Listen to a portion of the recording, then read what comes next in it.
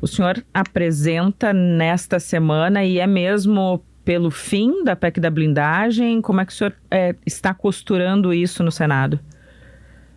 Sim, eu vou apresentar o relatório na semana, provavelmente vai a voto na quarta-feira, na sessão da Comissão de Constituição e Justiça. O voto é pela rejeição da proposta de emenda à Constituição. Rejeição por inconstitucionalidade e rejeição pelo mérito, né? Porque é, sem dúvida nenhuma, um texto que só interessa a quem quer defender bandido, não interessa ao Brasil.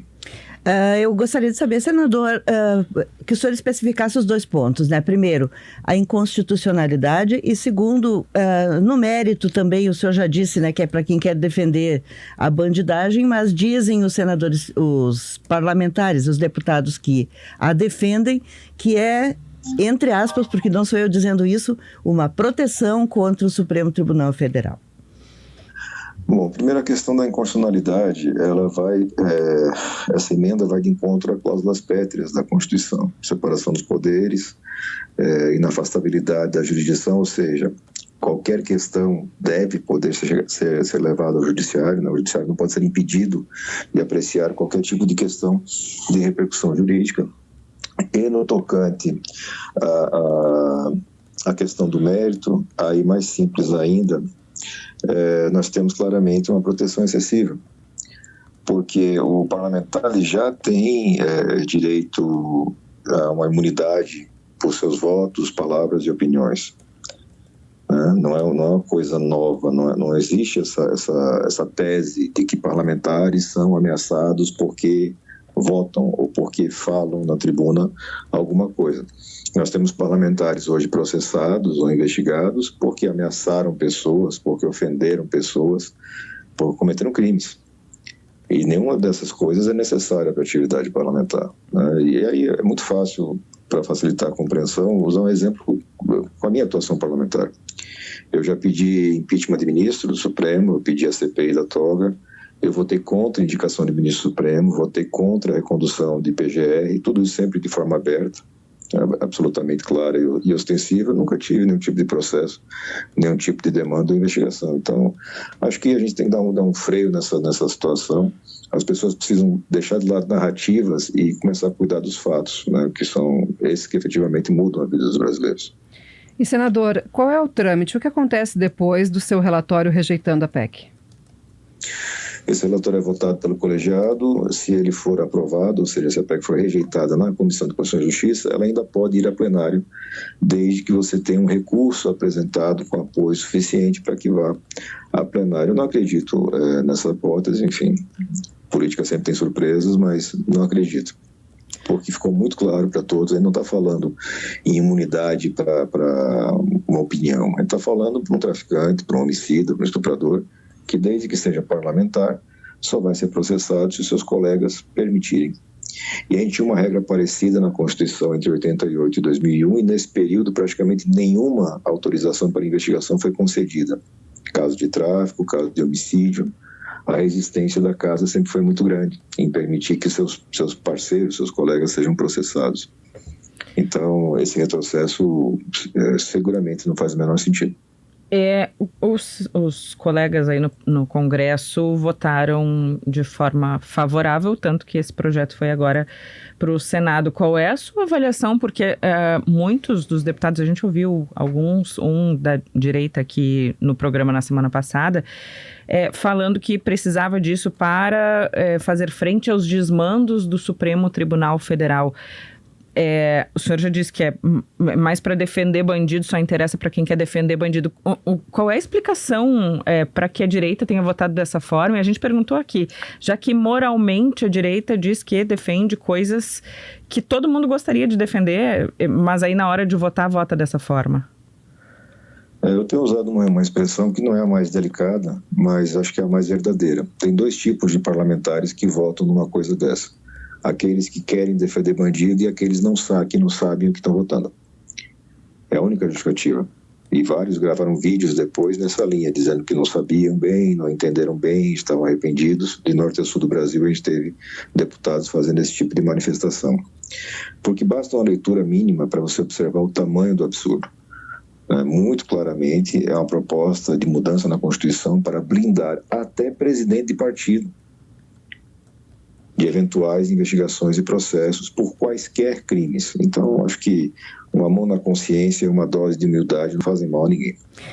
O senhor falou um ponto interessante aqui, senador, que é exatamente esse de que muita gente que é de esquerda votou e depois gravou vídeo arrependido. Eu não consigo entender como é que alguém vota uma coisa dessas sem ter entendido exatamente do que se tratava, porque me parece que o projeto era bastante claro. Mas no Senado... Parece que votou e se arrependeu depois. É, a impressão que dá é que se arrependeu depois negativa. Com a repercussão. Ontem nós tivemos manifestações em todo o Brasil contra a PEC da blindagem e contra a anistia. O senhor acredita que isso possa fazer algum senador mudar de ideia, ou no Senado as coisas já são mais definidas e já não faz diferença as manifestações de ontem, que foram bastante robustas em todo o país? Em regra, os parlamentares aqui no Senado já têm uma história de vida mais robusta e não são tão sensíveis a manifestações de internet ou coisa parecida. Têm convicções mais próprias. Mas sempre é importante esse tipo de movimento, porque ele dá um sinal para aqueles que estão desatentos. E essa, infelizmente, é uma realidade no parlamento. Muitas e muitas vezes se vota conteúdos de alta complexidade sem nenhum conhecimento. Não está mentindo quem diz que votou sem saber, alguns deles pelo menos, porque muitas vezes estão acostumados a fazer isso, a votar sem saber o que estão votando. É uma irresponsabilidade, eu concordo, mas é um fato. Então, acho que quando o povo vai para a rua, nesse volume que a gente teve no domingo, e mostra a sua insatisfação, os desatentos agora perderam a desculpa, eles não podem mais dizer que não sabiam. E, senadora, nem sei se há essa possibilidade, mas se houver alguma desidratação, alguma alteração na proposta, faria o senhor mudar de ideia?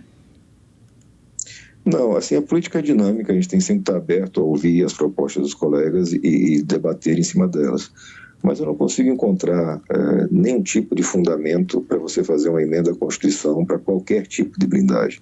Porque, eu repito, no tocante a opiniões, a falas, a votos, essa salvaguarda já está na Constituição de forma absolutamente expressa. Não tem margem de dúvida, não tem um texto que possa deixar ainda mais protegido o que já está protegido absolutamente na Constituição. Se você eventualmente tem uma falha de comportamento ou de interpretação de um ministro ou de outro, você tem que fazer o uso dos recursos cabíveis, né, para que você possa garantir que essa jurisprudência caminhe para o lado certo. Acho que é muita narrativa e o objetivo, e acho que o perfil dos envolvidos centrais nessa questão aponta. A grande coisa é realmente paralisar investigações que estão em andamento, processos que estão em andamento por crimes gravíssimos. Cada vez mais você tem a constatação do envolvimento do crime organizado, armado, violento com a política, seja através do financiamento de campanha, seja através da própria participação de candidatos, porque, veja, essa regra proposta e aprovada na Câmara dos Deputados, ela se aplica também às Assembleias Legislativas dos Estados. E há 15 dias atrás, a gente teve um deputado estadual do Rio de Janeiro, integrante do Comando Vermelho, preso. Esse cara não poderia ser preso. Ele não poderia ter sido investigado. É isso que alguém que se diz, enfim, homem de bem da família brasileira defende? Não, claro que não. Então, assim, acho que a gente vai ter uma esperança de que a gente consiga encerrar essa questão nessa semana. O senhor já disse há pouco que a política às vezes surpreende, né? Que o senhor acha que não vai seguir a plenário, mas que na política tudo pode acontecer. Tem alguma outra forma que a gente não esteja enxergando aqui de fora de fazer alguma outra proposta parecida para que tenha alguma blindagem ou flexibilização em relação a crimes cometidos por parlamentares? Eu acredito que não. Pelo menos não que seja moralmente aceitável. Né? Acho que não.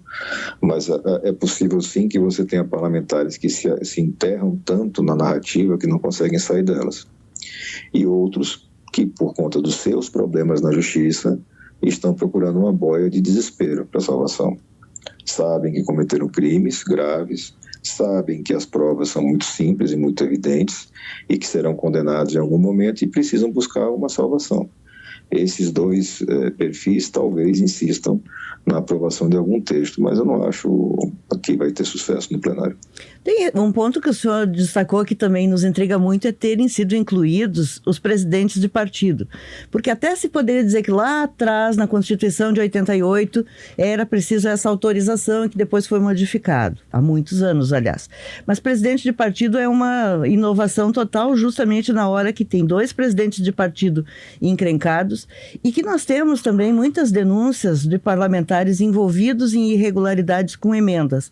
Se essa PEC da blindagem passar, parlamentar envolvido com desvio de recursos em emenda nunca mais seria processado, senador?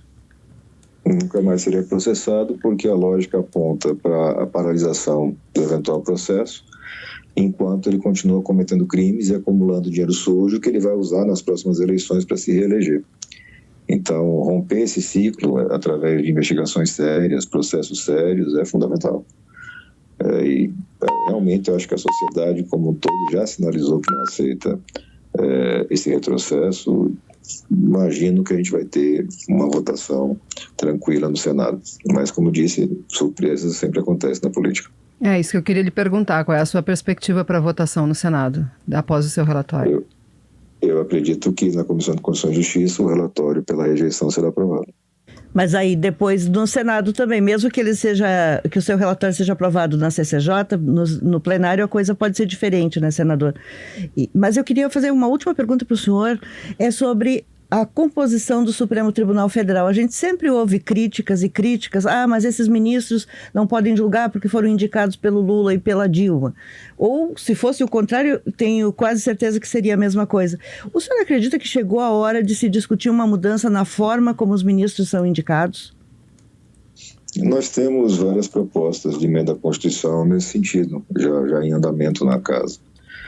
A questão, acho que está menos na forma e mais na qualidade, né? Porque nós temos oportunidade de fazer a sabatina, por exemplo, do nome indicado, e nós temos oportunidade também de abrir processo de impedimento na hipótese de condutas que saiam daquilo que se espera do ministro da Suprema Corte. Mas nós não exercitamos essas hipóteses, porque, na maior parte das vezes, os parlamentares que ali estão não se sentem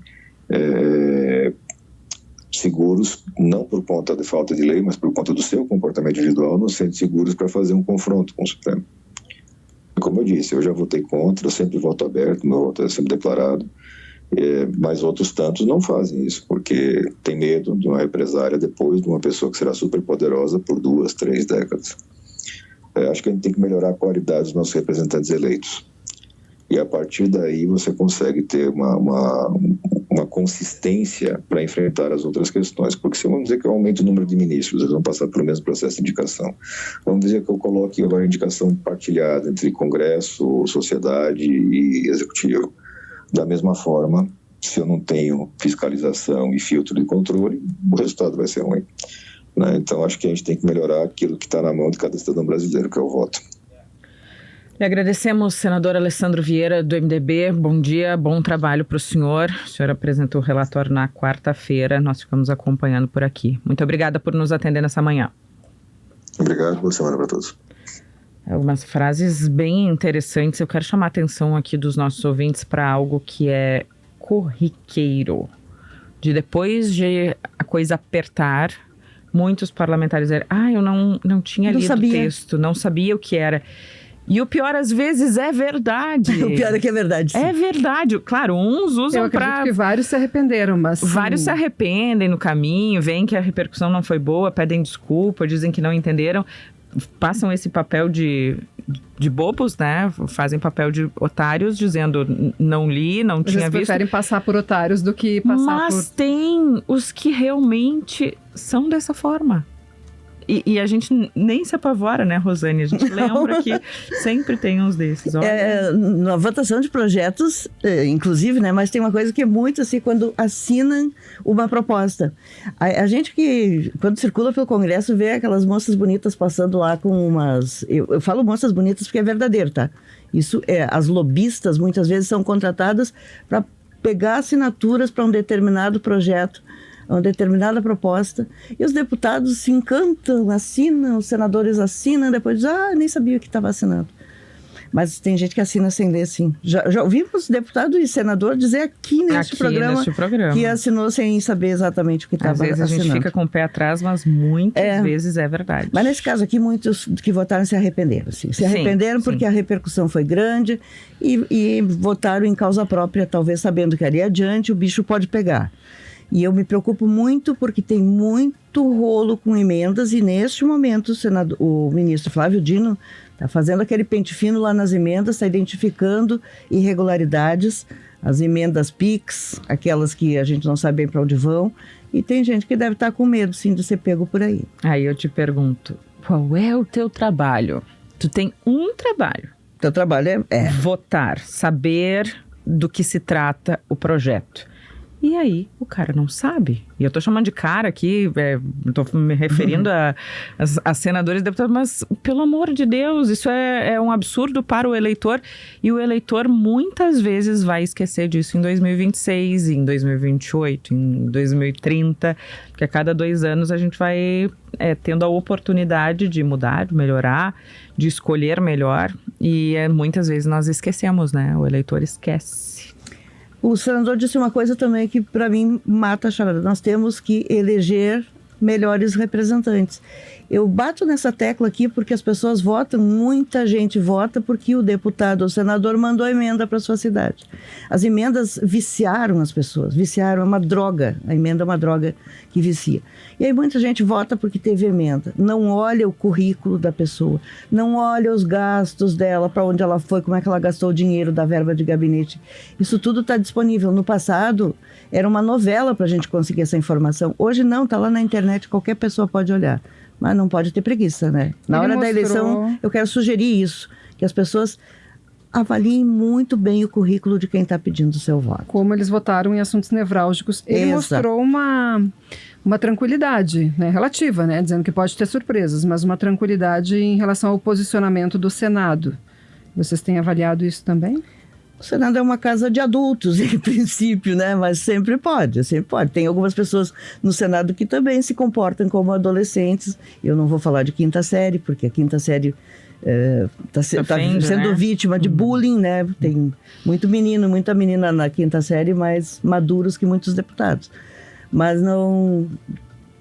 Risco sempre tem, né? Numa coisa em que envolve corporativismo e sabendo que há senadores envolvidos também, acusados, né, de envolvimento em irregularidades, a corporação às vezes se protege. Mas eu tenho confiança no Senado Federal, acredito que essa PEC vai cair. 8h52 também tenho essa impressão, mais do que impressão torcida, de que caia, de que não vá adiante. Até porque é um dado interessante trazido pelo senador, né? De 1988 a 2001, nenhuma investigação foi autorizada para colegas. Quer dizer, é óbvio, né? É obviedade. Quando tinha que autorizar, não autorizava. Ainda mais com votação secreta. Tem muito ouvinte elogiando aqui o senador Alessandro Vieira. Ele foi eleito pelo MDB de Sergipe, mas ele é gaúcho de Passo Fundo, o senador Alessandro Vieira. É muito qualificado, né, Rosane? Ele é bastante qualificado, muito respeitado também. Né? Então, é um senador que, como ele disse, tem votos dele que são votos contra até em pedidos a favor de impeachment de ministros, que são contra indicações. Ele vota com liberdade, né? Mas tem muita gente que fica com medo na hora de votar. Ele é policial civil, né? Isso apareceu também bastante na fala dele, o conhecimento dele como policial. Sim, como é que funcionam as organizações criminosas, né? Uhum. Há uma preocupação que eu acho que é importante a gente ressaltar, que o crime organizado ele está se infiltrando, ele começa pelas câmaras de vereadores, vai se infiltrando e daqui a pouco a gente nem desconfia, pode ser aquela pessoa que parece muito íntegra, ela é ligada a uma organização criminosa, vai para lá e ganha uma blindagem.